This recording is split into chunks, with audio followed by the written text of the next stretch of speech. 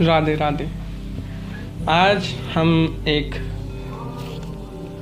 और विषय को लेकर बात कर लेते हैं। तो देखिए, कई बार दो लोग एक दाम्पत्य में जब आते हैं, पति पत्नी, एक वैवाहिक जोड़ा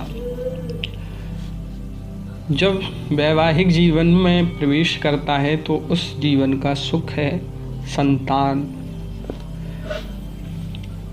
तो कई बार होता है कि कई कपल्स जो हैं बार बार बेबी प्लान कर रहे हैं, पर उनको बेबी कंसीव करने में भी प्रॉब्लम होती है, या फिर अगर गर्भधारण हो भी रहा है तो बार बार उनका जो है गर्भपात यानी मिसकैरेज होता है।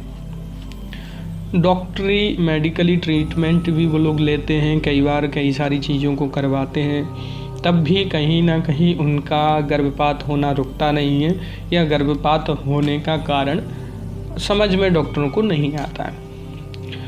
तो अगर इस चीज़ को हम जानना चाहें कि ऐसा क्यों हो रहा है, कई बार चीज़ें थोड़ी सी जो है असामान्य होती हैं, जो कि भौतिकता से दिखती नहीं है। अगर इसी चीज़ को हम अपने जन्म चार्ट में थोड़ा सा ध्यान से उसका विश्लेषण करें या करवाएं तो हम इस चीज़ को देख सकते हैं कि क्या हमारी कुंडली में कुछ ऐसा योग है या ग्रहों की ऐसी स्थिति है जिससे कि हमारा संतान सुख का भाव या संतान सुख से जुड़ा जो भी हमें लाभ है वो कहीं ना कहीं कुछ ही ग्रह से प्रभावित होकर खराब हो रहा है। तो देखिए, सबसे पहले अगर हम ज्योतिष की दृष्टिकोण से बार बार गर्भपात होने के कारणों को देखें तो कुंडली के विभिन्न ग्रहों के योग और भावों के माध्यम से इसको देखा जाता है।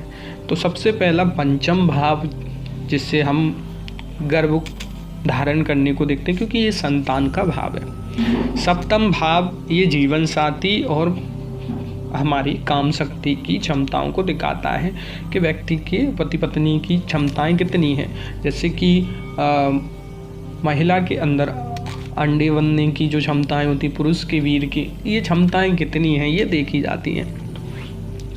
अष्टम भाव हमारी दीर्घ आयु और गुप्त समस्याओं का है। नवम भाव हमारे भाग्य का है और एकादश भाव हमारी इच्छा पूर्ति का है।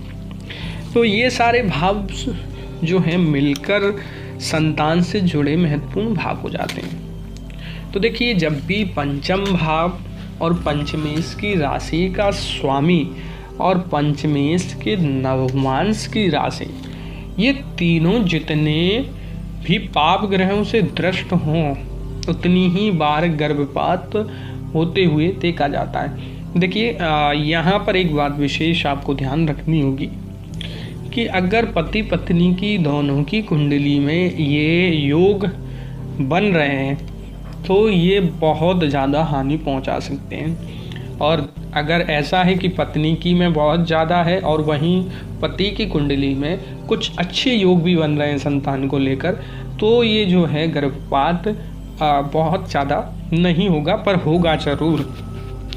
अगर इसी प्रकार हम 7वें, 8वें, 11वें, 9वें और 5वें इन भावों में अगर मंगल है तो ये भी कई बार अनेक बार गर्भपात होने का कारण देखा जाता है।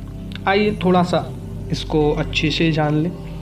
देखिए, यदि पंचम भाव या पंचमेश यानी उस भाव का स्वामी, इस पर शनि, राहु, केतु, मंगल इनसे पीड़ित है या इनकी दृष्टि है तो बार बार गर्भपात करवा देता है।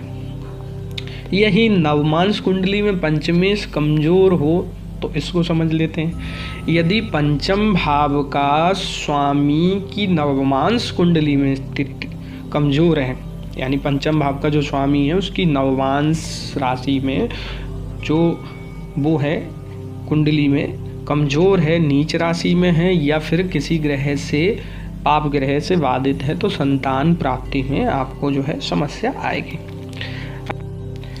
और वहीं पर अगर आपका सप्तम, अष्टम और एकादश भाव, इनमें अगर मंगल इन भावों में है और अगर अशुभ ग्रहों से दृष्ट है तो ये गर्भपात की संभावनाओं को और भी बढ़ा देता है। यहीं पर पंचम भाव या पंचमेश की बात करें तो अगर केतु या कोई पाप ग्रह यहाँ से जो है, क्योंकि ये संतान से जुड़ा है और एक कष्ट संतान से संबंधित देता है, तो बार बार गर्भपात के संकेत देता है। आप 90% ये जान लीजिए, अगर राहु और केतु में से कोई भी अगर आपके पंचम भाव में से है तो निश्चित आपको एक न एक गर्भपात जरूर करवा देगा। अगर किसी अच्छे ग्रह की दृष्टि नहीं है तो गर्भपात करवा देगा, या तो फिर आपको गर्भधारण होने नहीं देगा। मेडिकल ट्रीटमेंट में आप करवाते जाएंगे, आपको नॉर्मल डॉक्टर्स बताते जाएंगे, कई बार तो कुछ भी डॉक्टरी रिपोर्ट में आता ही नहीं है। साथ में चंद्रमा और शुक्र स्त्री को गर्भधारण और मातृत्व से जुड़े हुए ग्रह, इनकी भी नीच स्थिति या पाप ग्रह से ग्रसित होना है, ये भी गर्भपात करवा देता है। अगर पंचम में गर्भधारण का ये जो है हमारा भाव है, अगर यहाँ पर सूर्य और राहु का योग बन रहा है तो ये जो है भ्रूण के विकास को ठीक नहीं होने देता और गर्भपात की संभावनाएं बढ़ा देता है। अगर सूर्य राहु हैं तो ये दोनों जो है कहीं ना कहीं इन दोनों को बढ़ा देंगे। तो इसीलिए अगर इनको अच्छे से जाने कि कैसे सारी चीज़ों को हम ठीक कर सकते हैं, तो हमने बात कर ही ली है कि केतु की पंचम भाव में राहु के होने से गर्भपात आदि की संभावनाएं बढ़ जाती। यदि केतु पंचम भाव में हो और चंद्रमा से प्रभावित हो तो स्त्री को जो है मानसिक तनाव के कारण गर्भधारण करने में भी कठिनाइयाँ आती हुई देखी जाती हैं। तो कुछ उपाय किए जा सकते हैं जिससे इस चीज़ को रोका जा सकता है। तो देखिए, पंचम भाव और पंचमेश को मजबूत करने के कुछ उपाय। सबसे पहले तो आप जो है उन ग्रहों से संबंधित रेमेडीज करें, पूजा पाठ करें और गणेश जी को दूर्वा अर्पित करें, क्योंकि गणेश पंचम भाव के कारक देवता माने जाते हैं। पंचम भाव को शांति के लिए गुरुवार को पीले वस्त्र पहने, क्योंकि इस जगह का गुरु कारक भी है और विफल भी है। तो गुरु को एक्टिव करने के लिए, और गुरु संतान उत्पत्ति करने में, संतान देने में भी हमारी हेल्प करता है। कहीं से गुरु की दृष्टि नहीं पड़ रही है, गुरु का संबंध पंचम से नहीं बन रहा, तो गुरु को हमें एक्टिव करना चाहिए। चंद्रमा और शुक्र की शांति के उपाय भी हमें करने चाहिए, जिससे आपको मदद मिलेगी। शुक्र को मजबूत करने के लिए देवी लक्ष्मी की और सुहागन महिलाओं को वस्त्र दान करना चाहिए, और गर्भवती स्त्री को चांदी के बर्तन में पानी पीना चाहिए। अगर मंगल राहु का अशुभ प्रभाव कम करना है तो मंगल दोष की शांति के लिए आप हनुमान जी से संबंधित पूजा पाठ कर सकते हैं। राहु के दोष शांति के लिए आप नीले कपड़ों का दान करें, शनिवार को सरसों के तेल का दीपक जलाएं, और हो सके तो राहु के बीज मंत्र का भी आप जप कर सकते हैं। अगर ग्रहण दोष बन रहा है तो ग्रहण दोष की शांति के लिए हर अमावस्या को पीपल के वृक्ष की पूजा करें और 7 शनिवार तक पीपल के पेड़ पर जल चढ़ाएं, और संतान गोपाल मंत्र का जप भी आप कर सकते हैं, करवा सकते हैं। गर्भधारण से पहले और बाद में ध्यान देने की कुछ बातें भी हैं। पति पत्नी गर्भधारण से पहले गौरी गणेश का पूजन करना चाहिए, यानी ये ना हो आजकल तो बच्चे की संतान उत्पत्ति की कोई भी आगे से प्रक्रिया नहीं होती है, जैसे हो गया। पहले प्रक्रिया ये थी कि संतान उत्पत्ति के लिए भी एक समय देखा जाता था। इस विषय में हम आगे बात करेंगे कि वो समय कौन से हैं, किन ग्रहों को देखकर, किन संतान की कामनाओं को लेकर, किसी को पुत्र की कामना है तो किस समय बच्चे का जो है प्लान करना चाहिए, उसका कब गर्भधारण करने का, ये सारी चीज़ें देखनी चाहिए। और गर्भधारण के बाद माता पिता दोनों को सात्विक भोजन करने चाहिए और नकारात्मक चीज़ों से दूर रहना चाहिए। जितना हो सके माता पिता सात्विक रहें, भजन करें, भगवान के सानिध्य में रहें, पॉजिटिव एनर्जी में रहें, हो सके तो 5 मुखी रुद्राक्ष पहने, वो लाभकारी होता है। घर में आप जो है मृत्युंजय मंत्र का, अगर आप ये गोपविधारण नहीं करते हैं, ये नहीं करते हैं, तो बीज मंत्र का जप करें, संपूर्ण वैदिक मंत्र का जप ना करें।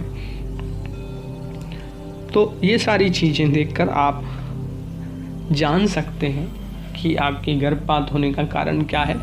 फिर इन सारी चीज़ों को करने के बाद आप मेडिकल ट्रीटमेंट का जो सहारा ले रहे हैं वो कहीं ना कहीं आपको लाभकारी होगा, जो कि आपको लाभकारी पहले नहीं हो रहा था। अगर आप इससे जुड़े आगे और वीडियो चाहते हैं या फिर अपने कुंडली का इससे संबंधित विश्लेषण चाहते हैं तो आप कमेंट में अपनी डेट ऑफ बर्थ हमें शेयर कर सकते हैं। साथ में चैनल को भी सब्सक्राइब कर लें ताकि भ्रूण जातक से संबंधित जो भी वीडियो हैं आपको मिलते रहें। राधे राधे।